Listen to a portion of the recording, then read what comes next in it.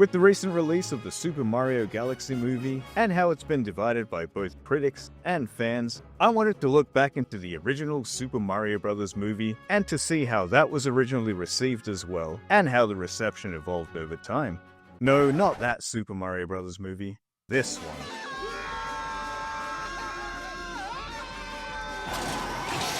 Yes, the very first live-action video game adaptation, outside of Japan at least, and the movie that was not only a fever dream, but a disaster behind the scenes, and delivered a critically panned movie that has gained a cult following over the years.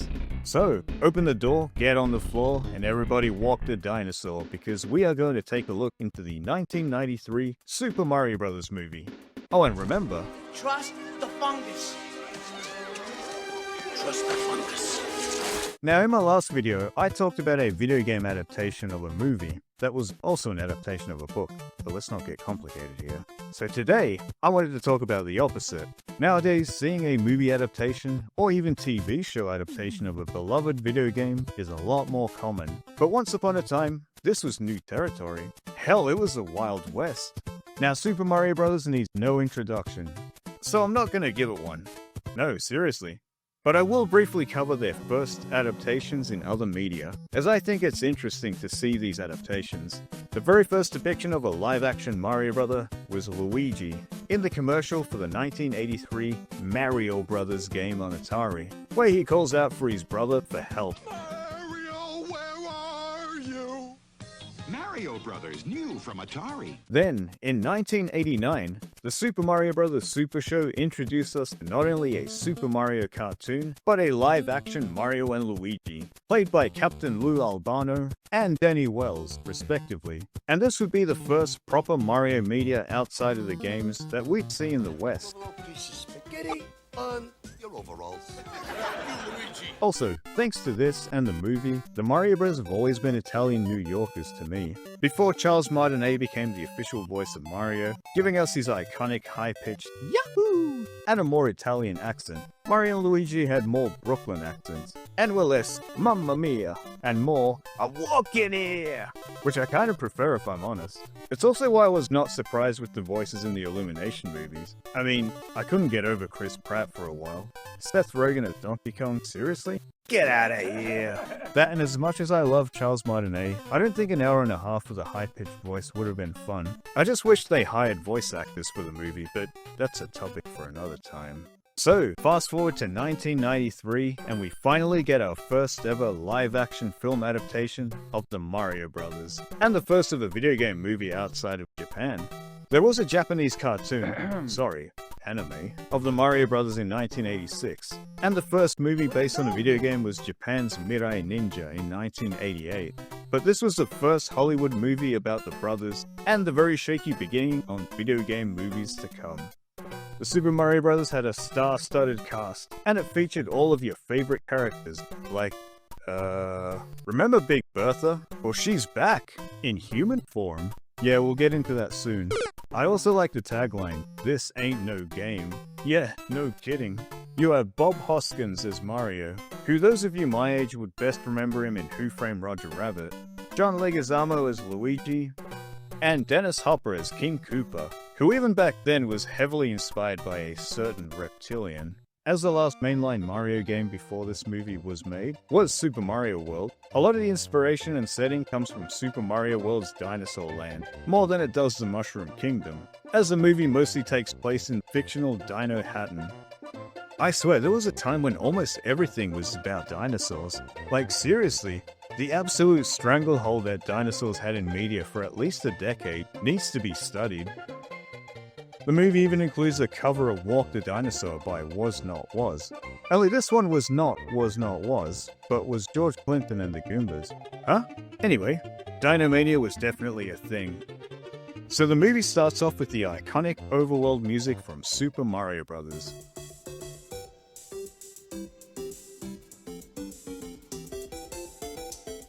Off to a great start, but that's about as far as the similarities to the game will get.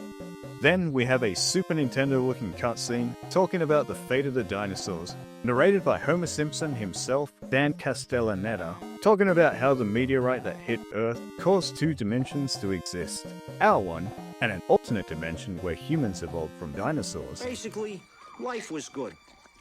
You know, it just don't get no better than this.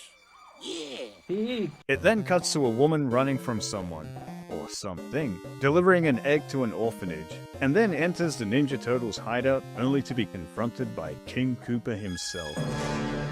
Where's the rock? We see a baby hatching from the egg, who we later find out is Daisy. More on that later. Then it cuts to the Mario Brothers in real life, Brooklyn, New York, working on their plumbing business, and making ends meet. I love the plungers on display. We soon find out that their Italian rival company wants to take their big job opportunity. Scapelli. They beat us to it again. Another lost job. Luigi, it's those damn Scapellis. Remember? World 8-3, throwing hammers at us. Mario, I don't remember that. Of course you don't, Luigi. You didn't make it that far. Jokes aside, I like how they built lore into the mundane real world, which contrasts against the completely upside-down fantasy world. I actually like that this movie shows that they're plumbers, and it makes me think that if it weren't for the pipes and other subtle references in the original game, then it wouldn't have made a difference if the Mario Brothers were plumbers or not. For all we know, they could have just been regular dudes, and it wouldn't change the story whatsoever. So in this version, it's revealed that the Mario Brothers don't know their family, and instead Mario took care of Luigi growing up. So it was more like a father figure than just an older brother in this. Mario here brought me up. He's been my mother my whole life. Hey. All right, my father. He's been my father, my uncle, my brother, everybody. So the brothers meet Daisy, who is working to preserve the fossils found where the meteorite hit 65 million years ago, and is also the very site the Scapellis want to dig up because of its precious meteorite minerals. Daisy essentially becomes the link between the real world and the dino world, and also acts as Luigi's love interest. Don't tell him that Mario had a fling with her in Super Mario Land. I remember at the time not knowing who Daisy was, because I never played the Game Boy game back then. I almost thought she was made up for the movie, and wondered why Peach wasn't in it, or Princess Toadstool as she was known at the time. I'm not sure why they went with Daisy, but I'm gonna guess maybe because Super Mario Land was more recent than the original games. Also, I thought this was Pauline, but apparently her name is Daniela in the movie. Anyway, this makes absolutely no difference to the story here, so we'll move on. We're also introduced to Iggy and Spike, the plucky comic relief and King Koopa's henchmen, who are out to capture Daisy. Yeah, remember how they looked in the games? Well, this is their evolved human form, I guess. Why they chose Iggy and Spike, and not Morton and Patooey, or Larry and Pokey? I guess you could have chosen any Koopa Kid and enemy name, and the catchiest one would have worked. Now, the reason why they want to capture Daisy is Daisy carries a fragment of rock from the meteorite that is capable of linking dimensions between the real world and the dino world, and that woman we saw at the beginning of the movie was their mother. And ultimately, this is what King Koopa wants, to travel into our world and spread his reign. He was still called King Koopa during this time. It must have been maybe Super Mario 64 when everyone called him Bowser from then onward. So after Daisy is captured, the Mario Bros go after her, and this is when they enter the Dino world for the first time.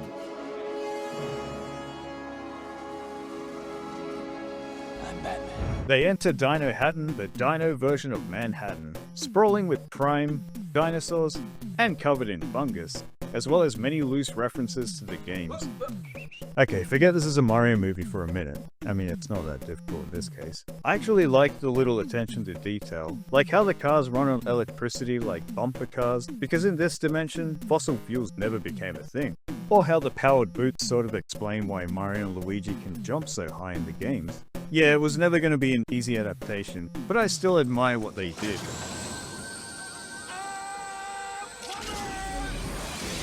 Eventually the bros meet up with Toad, who is just a dude in this version, who gets taken away by the police for singing political songs against King Koopa's regime. This sounds too realistic. Are you sure we're not living in this dimension right now? What I like about the origin story of this movie is it went for the whole fish out of water story, or stranger in a strange land, or isekai if you're a weeb. And this was essentially the basis of the Illumination movie as well, which I like, only in that one there was more mushrooms and turtles and less, well, this. I do like that they went for a way to have actual plumbers enter a fantastical world, rather than have them as if they were born and bred in the fantasy world. I feel like the Super Mario Bros. Super Show had a similar premise, where the live action scenes were in the real world, while the cartoon was in the Mushroom Kingdom. I mean, it makes sense, especially budget-wise, but speaking of, the movie had a whopping budget. So in case you're wondering on why this looks less like Super Mario Bros. And more like Blade Runner, well, apparently the set designs were created by one of the set designers who worked on Blade Runner, wanting to create a surreal but gritty world that mirrored Manhattan but with a grimy sci-fi twist. If we ignore the fact that this looks nothing like the video game, I have to say this world looks pretty damn cool. Though the tone of the film went through many changes, and at one point it was deemed too dark, that rewrites had to be made to soften it up, which makes sense why the movie looks and feels like two worlds collide. Hey, maybe that's actually clever. This movie was directed by husband and wife team Rocky Morton and Annabelle Jankel, who often disagreed with one another, and unfortunately was only just part of the reason that made this shoot a nightmare. There were at least 2 points during filming when Bob Hoskins suffered injuries and almost died as well. That, along with the misdirection and constantly changing the tone of the film, caused the 2 lead actors to be drunk while on set to cope with the whole ordeal. Seriously, it was nuts. And in the spirit of the lead actors' survival methods for this film, I decided to get Super Smash Bros. While rewatching this movie. This movie also gave us the iconic scene of the Mario Brothers introducing their full names. Name? Mario. Last name? Mario. Okay, what's your name? Luigi. Luigi? No, Luigi Mario. Okay, how many Marios are there between the 2 of you? It's 3. It's Mario, and Luigi Mario. I grew up with this movie, but looking back, I love how 90s it looks and feels. The only thing missing was a cameo appearance of Pauly Shore, as a human version of Mouser or something. Hey, plumbers, it's the Mouser here. Ow! God damn. Hey Luigi, are you subscribed? No, Mario. Should I be? Well, yeah. If you want to get more content like this, that is. Well, hey, that doesn't sound so bad. Yeah, it's better than Mario's Time Machine on the Super Nintendo. I can tell you that. Subscribe today and show those Scapellis what's what. Now, before I continue with what happens in the movie, I also want to look into the things that I like about this movie and the things that I feel don't quite work. I have to put my nostalgia goggles away too. Now, once again, if we pretend this movie is not a Mario movie, the set designs and creature designs look fantastic. The dark, moody atmosphere, the grimy streets and industrial areas, and the special effects all look pretty good for the time, and for the most part, still hold up today. Also, the de-evolved transformation segment kinda reminds me of Michael Jackson's Black or White music video, only more chaotic. I also like the whimsical score by legendary composer Alan Silvestri, and it really adds to the fun nature of the movie, and reminds me of movies overall from around this time.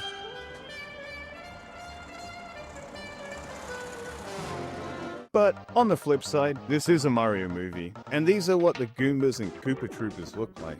Yeah, again, this looks pretty cool, but this looks nothing like the game.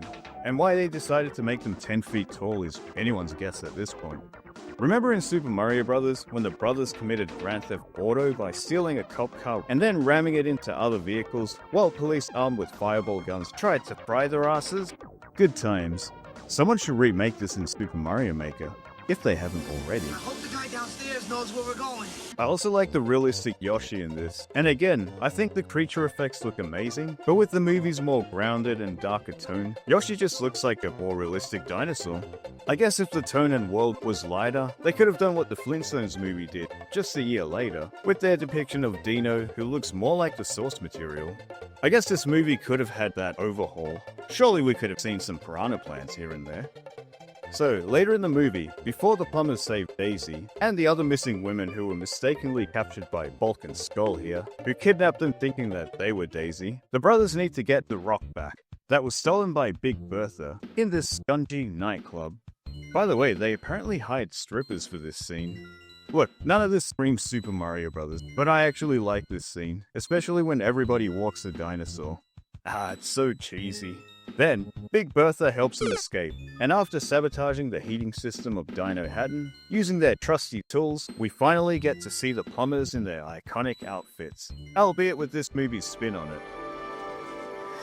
Look. So, throughout this movie, we learn that the city is being infested by mushrooms and a mucousy-looking fungus, which Toad, this universe's conspiracy theorist, claims is coming from the old Mushroom King, who is trying to communicate with us and seek revenge.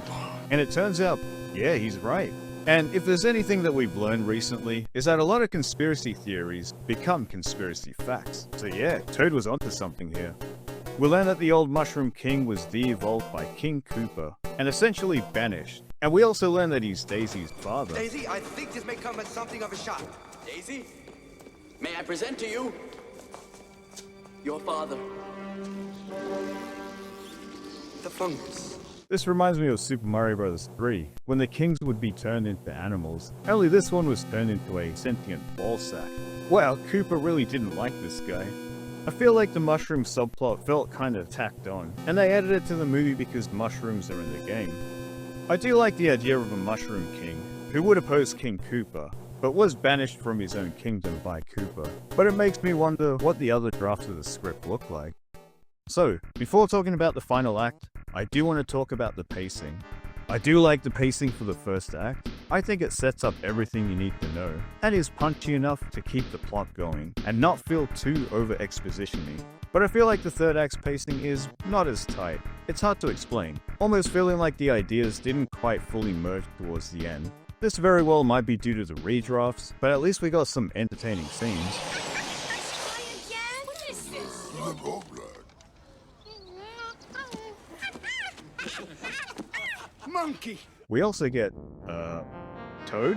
So, when the plumbers with attitude finally face off against King Koopa, after his failed attempt to take over Manhattan in the real world, the bros hit him with their Super Scope 6s and de-evolve his ass, where we finally get a glimpse of his lizard form.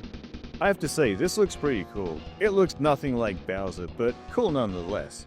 So Dino Hatton is saved by the brothers, and they return home to real-life Manhattan, as heroes there too because there were witnesses to this. And Daisy stays in Dino Hatton to help her father, who had turned back into his king self.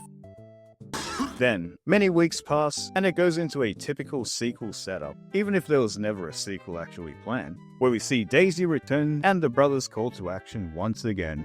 Then it cuts to the credits, while an underrated banger by Roxette plays, and that's the movie.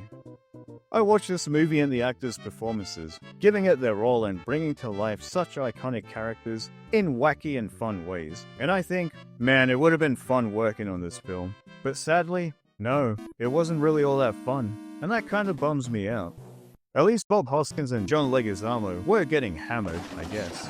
A part of me wonders what could have been, if everyone agreed to the same ideas from the beginning, and if there was less hostility with one another, what we may have gotten instead. But at the same time, what we did get was pretty unforgettable, for better or worse. When Dennis Hopper's son asked him why he made the movie, he replied with, "So I could buy you new shoes." To which his son replied, "I don't need shoes that badly." Not gonna lie, that's pretty funny. Also, Bob Hoskins only realized who Mario actually was when his son told him. The Gaming Historian has a great video that goes in depth about the behind the scenes, and I highly recommend checking it out after this. By the way, you can watch this movie for free right now on Broly, and it might be available everywhere. No sign up required. Honestly, video game movies have come a long way, and I feel like the source material is highly respected in these adaptations, for the most part. I really enjoy the Illumination Super Mario Bros. Movie. Though as a Nintendo kid growing up, I have to say I prefer the Sonic movies. I know, right? 90s kid me would have been beaten up in school by the Nintendo kids for this slander. I'm just being facetious.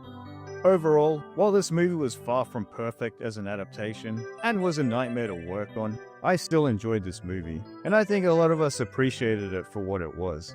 I also remember my brother and I enjoying this quite a bit when we were kids, full knowing that it did not look and feel like Super Mario Bros., but still enjoying it as a film overall. I feel kinda bummed that Bob Hoskins despised this movie afterwards. Yeah, it was no masterpiece, but he honestly made our childhoods that much better, and I hope he did realize that. He was part of one of the very first ever video game movie adaptations, and that's something to be proud of. It may not have done so well, causing Nintendo to hold off on its license for movies for quite some time, but hey, it wasn't the worst Mario adaptation.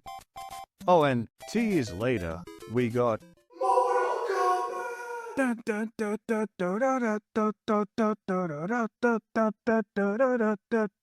Fight. Thank you so much for watching. What are your favorite video game movies or TV shows? Are there any that are so bad they're good? Let me know in the comments. If you like this video, please consider liking, commenting, and subscribing. It does mean a lot to me. Thank you all once again, and I will see you all next time. Luigi, forget the Scapellis. It's the Scoleri brothers from Ghostbusters 2. They're ghosts now, and they're terrorizing Brooklyn. And no problem, Mario. I'll get my vacuum cleaner from my mansion. You have a mansion? Since when? Since you went missing, Mario. Missing? I wasn't missing. I was running a hotel. I was teaching typing. I was busy, Luigi. Then what about this? Luigi, we don't talk about the time we needed money the most. Monkey!